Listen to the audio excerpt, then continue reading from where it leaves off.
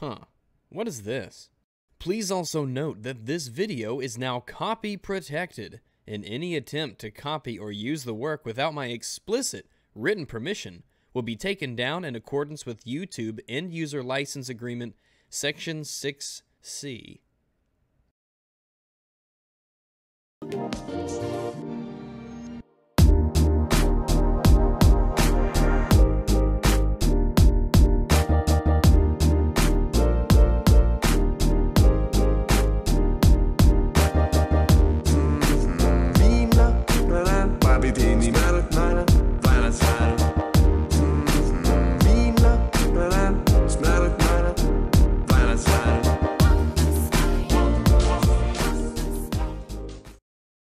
Stacklin Studios is a small YouTube channel that makes videos for nobody. Not too long ago, Stacklin decided he would make a video called Why Upgrades to Consoles and PCs Could Be Bad. The likes and dislikes have indeed been disabled, like on all of his other videos. Because nothing says confidence like disabling your like and dislike ratio. This Bayo tapestry of a description beneath the video says, interestingly enough near the top, what was spoken earlier, that apparently this video is copy protected and it can't be used in fair. No, no, Stacklin. That's not how the world works. Let me educate you. Fair use means I can use your video and I don't need your permission. In fact, I don't even want it. If I use a video of yours for criticism or commentary, well, you're just gonna have to deal with that. If you attempt a DMCA takedown of this video that I'm doing here, then that will constitute as perjury because you're knowingly trying to use a system as it wasn't intended to attack my channel, and abusing this system can result in the removal of your own. Attack me personally, I don't care. Attack my arguments, up to you. But when you go around attacking people's channels, trying to get those removed, that's another story entirely. Don't do it. JTech TV DMCA'd 3 of my videos, and I won every single one. Go Gamer tried it as well, and I won that one. Titanfall Princess tried it, and I won that one. I'm 5 for 5. You're nothing special. Let us proceed.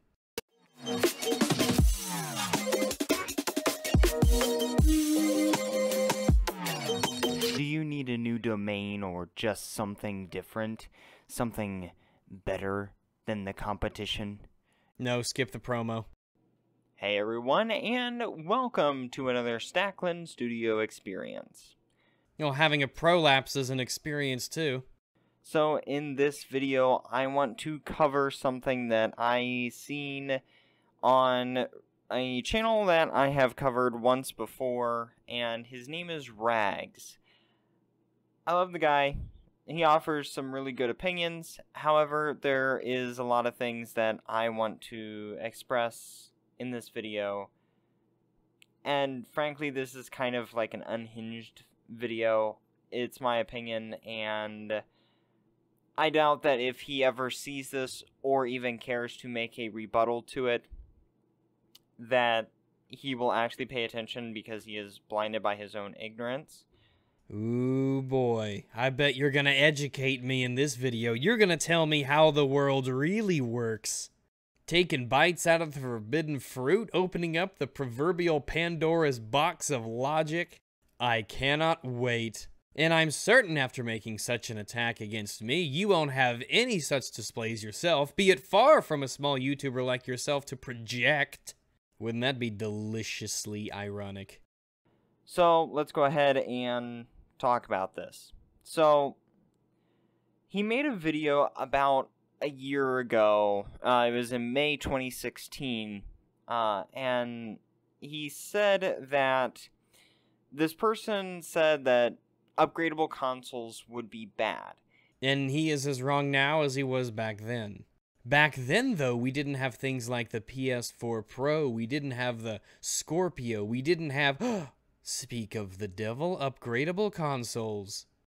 I'll leave a link if I can find the video in the video's description.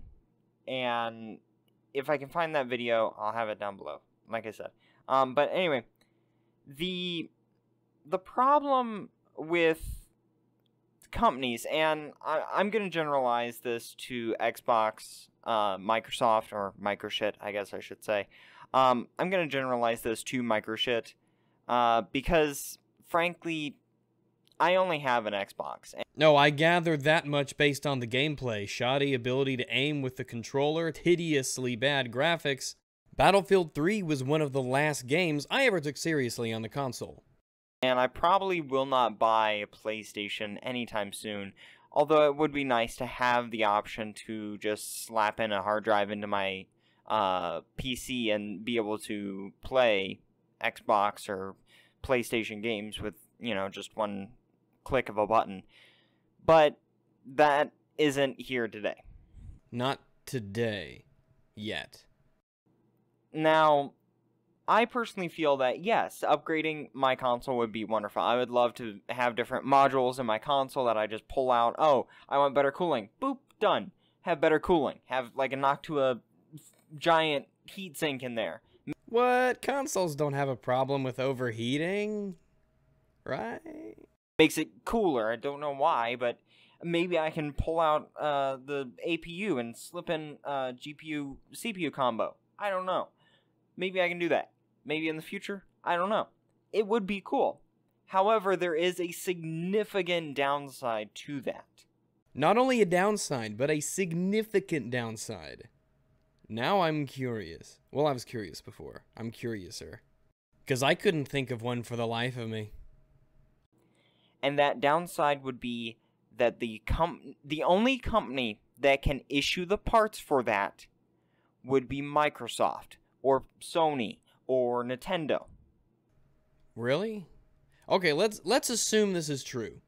Let's assume there would be no third-party modules, no third-party anything else's. Because we could already see with Sony, you can get third-party hard drives. Xbox, you can get third-party hard drives and use those. They already have third-party controllers and headsets and other peripherals. But for the sake of argument right now, this moment, we'll say, okay, yeah, it's first-party only. Microsoft can only make upgrades for the Xbox, Sony can only make upgrades for the PlayStation, and so on and so forth. That's still a huge step up. That is still an improvement. That's still going from no options to an option. What would you call the PlayStation 4 Pro? What would you call the Xbox Scorpio? They're not their own new generations. They're just the old ones that are a little bit stronger. Are those options bad for gamers? I don't think they are. Those companies will be the only ones who can issue the parts and issue the guides to do so, to repair it. Maybe. Maybe that would be the case, and if it was, that would still be an improvement. Third-party companies most likely will not be able to go through and add these parts to make these parts for these consoles. And that's bad because you're... No. It's not bad. It's just not as good as it potentially could have been. If someone holds a gun to my head and says, if you want to save your life, you have to have sex with Leslie Jones, I'm not gonna like that. I'd do it to save my life. But if someone says, optionally, you can have sex with Jennifer Grey, I mean, that's a step up. I mean, it's not exactly Pariniti Chopra, but you get my point. It's an improvement. Any option that's better is better than no option at all, right? Even if there were a lot of strings attached, it would be better than what we currently have. And that's bad because you're taking an idea which by itself is a really good idea, giving people the choice to upgrade down the line whenever they want, if they want to do so. If they don't want to do so, they don't have to. That's perfectly fine. Yeah, but it's optional. You don't have to do it, and it doesn't have a negative impact on the gamer if they want to optionally improve their gaming experience. The positives far outweigh the negatives. But the problem is that you then create an architecture where, just like, say, Apple, if you break your iPhone, the only thing that you can do is get another iPhone, unless you buy insurance through, like, Verizon or AT&T. So the only way that you're going to get a new iPhone is to take it into an Apple store, and they will give you another iPhone. Well, no, I know what point you're trying to make here with Apple, but that's not entirely true. When you say get a new iPhone, I assume you mean new for you, unless maybe you mean brand new. But if you do mean brand new, you can buy brand new ones from people other than Apple. You can go to all sorts of retailers, Verizon stores, Sprint stores. Are there still Radio Shacks around? I don't think there's none around here. Why not just repair your old one? I just typed in cell phone repair and there's quite a few just around me. If you mean new for you, you can just buy used ones. You can buy them from people who refurbish them, or just directly used from people who want to get rid of them.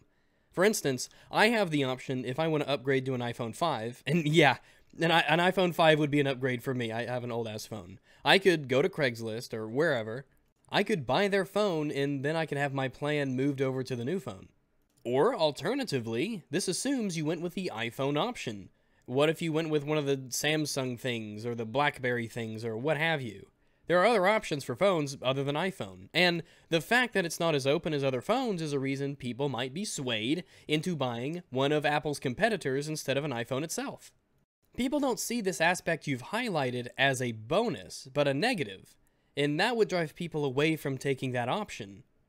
So that's the problem that we're facing, is if something's broken and you just switch out that part, you can only go, again, for my example, because I own an Xbox One S, I would only be able to go to Microsoft and say, hey, I need a motherboard, or I need a power supply. But this assumes they wouldn't let you do that. If Microsoft is going to give you the option to put modules onto your Xbox, to add external bits, to upgrade the internals of the Xbox, and then at the same time they said that doing that would void your warranty, people would be extremely wary of undergoing that process. It would look very shady. It would look suspect. I mean, if you have a warranty on your Xbox and it breaks, you send it to them and they'll fix it and send you one that's fixed, either a new one or your old one that's been repaired. Since Microsoft, if your idea was to happen, if only Microsoft was the one to offer these options and upgrades, if that happened, then wouldn't they be the ones to approve these options and make sure that they would work? And if that's the case, wouldn't they offer you similar, if not the same, warranty options for it? Look at the PS4 Pro. It operates just like a PlayStation 4 normie does. And that's just an upgrade, really. But if Microsoft, for instance, did give you the option to upgrade your motherboard or your power supply unit, they wouldn't do so with caveat emptor in mind. They would do so including the warranty, and they would be the ones to say you can feel secure in making this decision because we're offering it to you, we're Microsoft, and we're in charge of the hardware that goes into your Xbox. I don't see that scenario really being different from what we have now. Or I need a new front panel, or etc., etc. And this, again, reduces competition, which would mean that Microsoft would be able to charge whatever they wanted. No, that's ridiculous. It wouldn't reduce any competition. In fact, it would create more competition. If you have the Xbox and Microsoft is the only company that can make upgrades for it, who exactly is losing out there? What other companies are being forced out of the picture? That's like saying Sony's PlayStation 4 Pro is getting rid of competition, when really they're just offering an upgrade to their existing console. If third-party producers were allowed to make upgradable parts for the Xbox, that would create competition because now we have an entirely different product line that companies can create and compete with one another to get the buyer's dollar. This would make the Xbox One look like a more appealing option to gamers and would help the sales of the Xbox. Or at least I imagine it would. It certainly makes it more appealing to me. But Microsoft isn't forcing their way in, and they're not forcing anybody out. They're just offering an additional service, an additional set of products for a product that they already have. If any other company loses money, it's because they were convinced by Microsoft's new line to spend their money with Microsoft and not with Nintendo or Sony. That's healthy competition, and the gamers would profit from that. So if they wanted to charge, say, $400 for a new motherboard, that includes your RAM, that includes your CPU, your GPU, everything. Okay, what you're describing is a new console, not just a new motherboard. I mean, you're basically describing a new console. You're kind of describing basically what the PlayStation 4 Pro is. A new console that's upgraded from the old one. They charge you $400 for it, but that new console, that shiny new console, that all you'll have to do is re-download all your games, or if you're like me and have all your games on an external drive, just plug that in. You would have to then take and consider your options as far as, do you go and buy that $400 upgrade, or would you buy that $300 console? But where's the problem in all of that? What you just outlined is good. That's people having the option to have a base $300 model, or if they want to spend a bit more, a $400 model that performs a little better and gives them a better experience. You're not forced, first of all, to take any of the options, but if you're dead set on having an Xbox, now you have 2 options instead of 1. You could buy a normie original Xbox One now, or an Xbox One Slim, for instance. That's 2 options for you. If a consumer wanted to go out and buy a PlayStation, well, they can get the PlayStation 4. They can get the PlayStation 4 Pro. I don't know if there's a slim one, but there you go. That's more than one option that they have. They're basically the same thing, one's just a little different than the other. But that's still good for them to be able to make that decision. It's certainly better than you just have one thing you can buy, and that's the end of the list.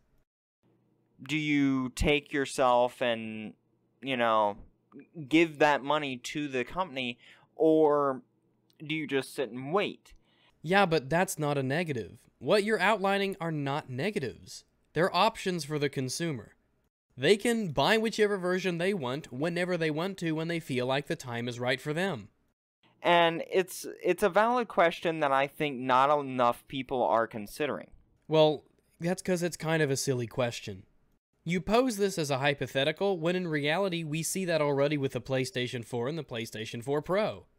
A lot of people consider the Pro to be kind of underwhelming and disappointing, but at least the option is there and you have all the information to make your purchasing decision right off the bat. You don't have to dive in and hope for the best. People just consider, oh, it's an upgrade, that's great, it doesn't matter. But at the end of the day, it does matter, because if one company controls the upgrades, it means that there is no choice. No, there is always a choice. You can choose between different kinds of PlayStations and different kinds of Xboxes to buy. You're saying that if they go down one of these routes, they can only get more upgrades from one company. But they don't have to go down that route. Already, people have an amazing amount of options. You can get a console or a PC. If you go with PC, I won't even start on how many options you have there. If you go with console, you've got all the old ones. You've got the Switch is out now. You've got the Xbox and its variants. You've got the PlayStation and its variants. And what you choose, you have to weigh the positives and negatives of each. Consumers choose what they want based on what they think is most important, on what their budget is. That's why I love PC gaming so much, because of all the choices. There's never going to be an option as to where you can get the upgrade from. Well, I'd say never in this regard. It's very possible that if Microsoft or Sony took a module approach to consoles, for instance, where you could change bits and pieces, why they would maybe allow approved third-party parts to be placed upon their consoles. Would they? I don't know. I'm not certain. There's never going to be an option as to when you can get the upgrade. Well, yeah. Anytime after it's created. It will be at a certain date and from a certain company. Well, that's the same thing can be said for literally every product that has ever existed. You can never get it before it's made, but after it is created, you have the option to buy it. In 1952, nobody had the option to buy a Toyota Corolla. But then it came out, it was released, and everyone could buy it if they could afford it or if they wanted one. And now it's even better because there are many different kinds to choose from. Even if there was only 2 options of Toyota Corollas, that'd still be better than one. Sadly, manufacturers like Eurocom do this all the time with their custom-built Clevo machines, laptops. And these laptops are built and designed to be remade and remodeled by different companies. They're essentially a Chinese template that all these companies can then take and then put together and then resell at higher values. And while it's a good business model, it does not bode well for the customer, because the customer doesn't have choice. Well, that depends on what the customer wants. It depends on what's important for the customer. That's why having all these options is so good. If you go to Eurocom and you look at their workstations and their laptops and say, hey, this is something that I think would be useful. This would be something that I find personally important. I like the idea that I can upgrade. I like the ability for me to do it myself. I like that they send the tools. I like that I have all these options with Eurocom. But if you don't want Eurocom, you don't have to buy from them. You have Asus, Lenovo, Acer, HP, all these other companies make laptops, and just right there, there's 5 options. But when you make this comparison, you're saying that you're starting on step 2 or 3 or 4 and then saying, well, now you only have one choice from this point on. When really from the beginning, you have a myriad of different choices to begin with. Now, in the laptop idea, you don't always have to buy from Eurocom if you own a Eurocom computer. Yeah, speak of the devil. However, if you own that Eurocom computer, it's probably going to be cheaper to go with Eurocom to trade in your old card and get that new card for a little bit more of a premium plus shipping. So going with a first-party solution would be cheaper for the consumer, and they would have warranties attached with it, and it would be better for them if they took that option compared to others. I still don't see what the problem is.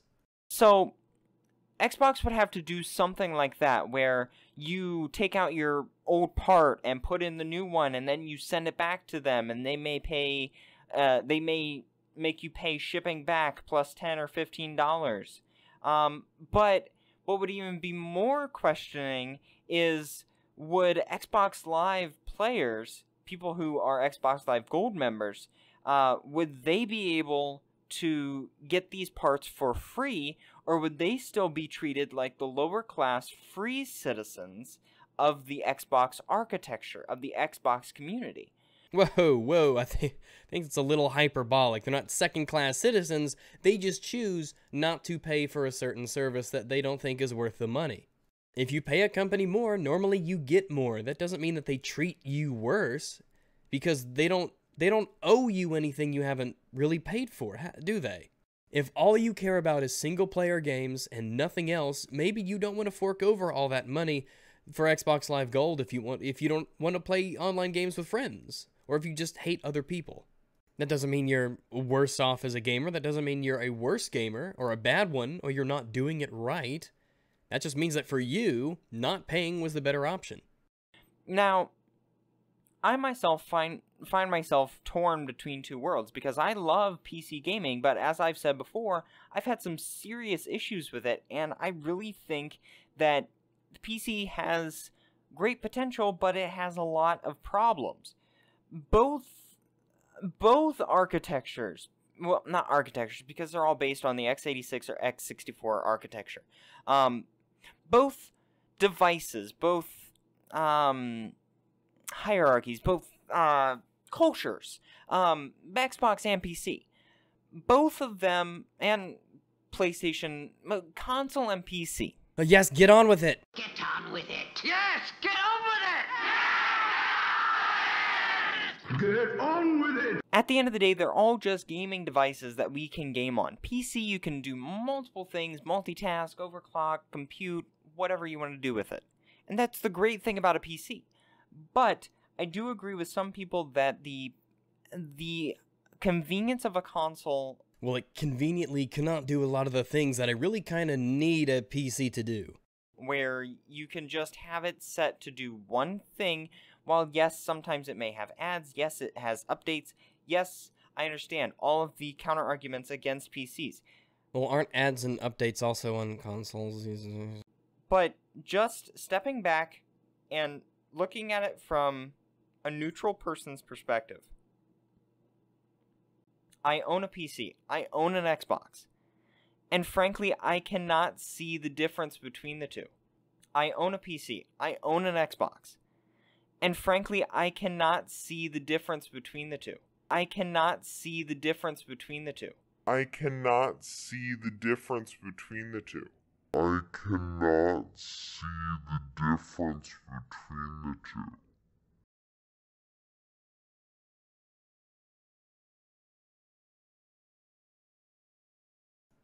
What? They both are great. I would not trade my Xbox for a new PC. Well, you already have one. I wouldn't trade my PC for a PlayStation.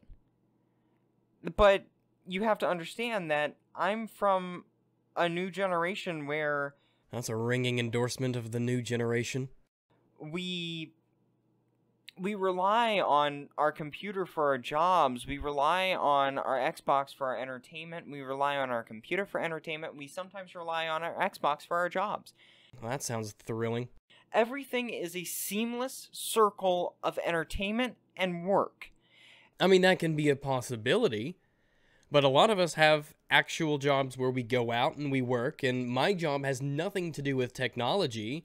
And here I have this YouTube channel, and I have this computer I play games on, and watch movies on, and do shows, and entertain myself with, and I have all the other things I do that as well, but I wouldn't assume that a lot of people's entertainment comes strictly down, especially young people, to just electronic devices. For me, as I said before, work and play, there is a very fine line, a very real physical distinction between that. I don't do work on my PC. I do work at where I work. And it's that separation between the two for a vast amount of people in the world that can contribute to their decision as to which one they should buy. When people see a console, people don't think of work. But some people, when they see a PC, they do think of work. And that's made possible by Twitch, by YouTube, by ad revenues, by companies, by people like you who are watching this video and watching me rant. Yeah, but the people who actually make a career out of doing those things is a relatively very, very small number. But at the end of the day, it is at our core because we are gamers, because we like what we like. It doesn't matter what other people tell us, we are still ourselves. Yes, but what other people tell us can inform the decisions that we make. People, for instance, message me all the time and say, "Thanks, Rags, I enjoy the videos you make. I like how informative they are. I like your arguments. I decided to ditch consoles and go with PC, and I'm glad I did, and I'm not looking back. It was a great decision. Thank you so much." I couldn't force them to make that decision, but I influenced them. I've convinced them. Even though an Xbox may be upgradable, even though a computer may be upgradable, at the end of the day, you still make that choice. But so much of your point of this video was saying the opposite. It was saying that these choices are bad for the consumers. You've been trying to take the addition of options that did not exist before and say this could be bad because I don't even really know why. No one is pulling your leg to make you upgrade the latest Xbox Scorpio when it comes out at the end of this year. If it comes out at the end of this year. No one is pulling your leg, no one is putting a gun to your head and telling you to do it. That's why it's great to have as an option if you want to stick with just consoles and especially just with Xbox brand. If you want to spend your money that way, that is your prerogative. You do not have to listen to anyone. But you should listen to me, though. Listen to Daddy. If people look at you and say, I want to fuck that dog. You should go and buy a 360. You should go buy a One. You should go buy an Xbox 26. I don't know. Future, man. It doesn't matter in the long run because you are going to like something different. No, it does matter. It matters a whole hell of a lot. People absorb other people's opinions. They go to other information sources such as game reviews or console reviews. They go to a variety of people whose opinions they respect and trust and use that to form a pool of information they can draw upon to make a decision. Now, based upon this video of yours, I can understand that you maybe have never actually convinced anybody in the universe of anything, but for some of us it's different. Upgrades are going to be the way of the future. Because, frankly, I don't see it too long until we're using our phones every day. We slip them onto a console, and then we have, a GTX 1070 and an i7 in our pockets. You know, I'm sure one day that will be the case eventually, but that day is not today, and it's certainly not tomorrow. We've got a little bit of a ways to go before that. But in the meantime, maybe people who do want portability and who want power have to understand there's a balance that has to be considered, and if you want certain things, you might have to pay for it, and you have options in how to get that personal balance that you appreciate. Do I want a laptop? Do I want a Switch? Do I want a 3DS? Do I want a PS Vita? Do I want a this, that, the other thing? I don't see that being too far off. But I'm also the person who would say, yeah, that future is coming, but at the same time, it frightens some people. Well, those people just need to kind of learn to deal with it, because technology isn't going to stop for them. That technology is also optional, and they don't have to partake in it. Because some people do still want the simplicity of not having to open their computer, not opening their Xbox, not switching out new parts. And if they want to buy an old console, for instance, they still have that option. You can go out and buy a GameCube or an N64 or an Xbox 360 or PS2. You can go out and buy those old consoles where they really were super, super simple. And that's great that we're given that choice, but what happens if we aren't given that choice? What? That's been your argument this video. I know that it's a long run and a long thought from now, but... Wait, but a second ago you said... I don't see that being too far off. So which is it? You have to question if we aren't given the choice. If, say, Xbox said, tomorrow you have to upgrade to the Xbox Scorpio or else your account will be deleted. Okay. That's not going to happen, okay? That's a little silly.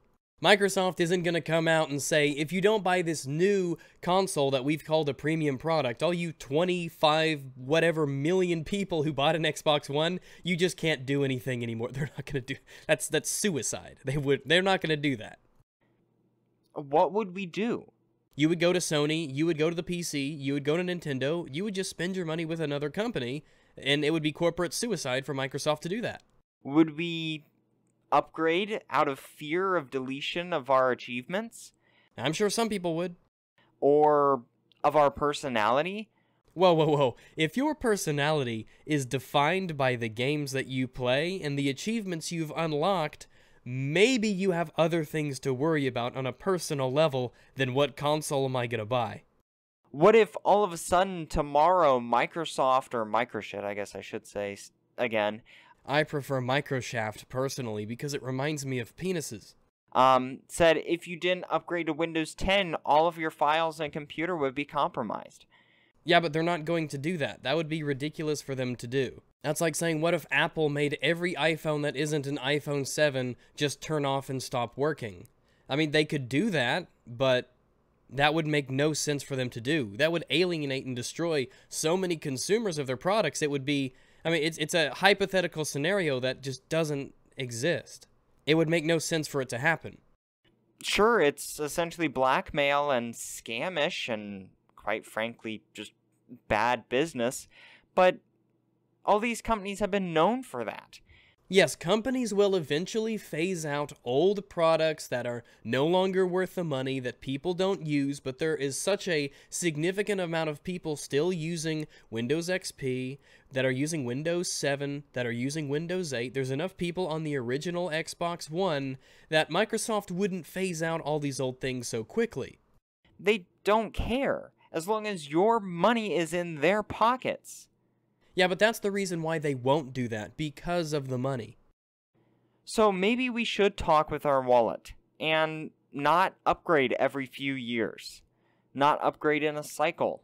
Maybe we should wait. I mean, I'm gonna sell X99 as soon as I can, so that I can pave the way for Ryzen, or Risen. But a second ago, you just said we shouldn't upgrade every few years, and we should vote with our wallets, and, but now you, But that's me. I don't know what you guys will do, so tell me down below in the comments, and let's talk about it, because that's the only way that we will be able to have this discussion, is we need to talk about... No, there is a discussion that should be had regarding console lifespans, when the upgrades occur, should they occur, how often should they appear. That is something that is on the minds of gamers as technology progresses faster and faster and faster. Console life cycles will get shorter, or should get shorter and shorter, and small upgrades every once in a while to keep pace with things will probably be the future instead of these huge leaps every generation. Or, like it is on PC, you can choose what level of hardware that you have and base it around your enthusiasm level and your budget and what you find important personally and weigh that against, the price and things of that nature, but you always have the option to upgrade if you want to. I see that being kind of the way of the future. But the way that you're framing this discussion in this video, I don't think is a really good way to push your side. The future for upgrades, because upgrades are the future, but if we are forced to do them, no one will want to. Well, no, people are forced to upgrade eventually. That's just the reality of the situation. It's all in the details. How much am I getting for the upgrade? What is the price of it? What are the benefits? How often will I have to do it? Do I have a level of control as to when I can do it? These are the questions you should be asking, not if it has to be done at all, because it has to be done. And if we don't have the money to, or if it's cheaper just to buy a new device, then is there any point? Well, that's something that each individual consumer can decide for themselves. So, sound off in the comments down below. Tell me what you guys think. I think this video was ultimately pointless. It was full of contradictions, and it ultimately did not have any good points to merit the idea that upgrades for consoles could be bad. And if you are new to this channel, be sure to hit that subscribe button. It helps me out a lot. And if you are already subscribed, don't forget to stay loyal. No, please, don't equate subscriptions with loyalty, right? I sub and unsub to channels all the time as they fall in and out of favor with me personally. And I was like, I don't subscribe to Armored Skeptic anymore because he's a sellout and a shill, and I don't trust him anymore, Greg. So, I mean, there's nothing about loyalty in it. It's just I sub to you because I want to be updated as when you make content. Like on Twitter, following isn't endorsement. You just want to be updated whenever they make a tweet that you think you might like or be interested in. I'll see you all next time. Bye-bye. What's the point of telling us to do that when the likes on all your videos are disabled? Now, he did make an updated video to this, and I listened to quite a bit of it, and it really wasn't, it didn't. It was just don't.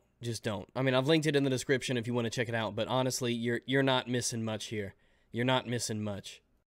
It's 10 more minutes of this guy talking, and I just couldn't do it. Mea culpa, but I just couldn't do it. So, you check that out if you want to get more information from the guy, but from what I heard, there was really no point in exploring it any further. And I want to get this guys out to you because I've been away not away, I've been busy, and I've been resting, and I was a little sick the last couple days, and I still kind of am a little bit, so sorry if you could hear that in the recordings. But I think the end is a great place to end. So, I'll see you guys later. If you want to follow me on Twitter, the link is in the description as well. If you want to catch up on that, I'll catch you guys another time, and ciao.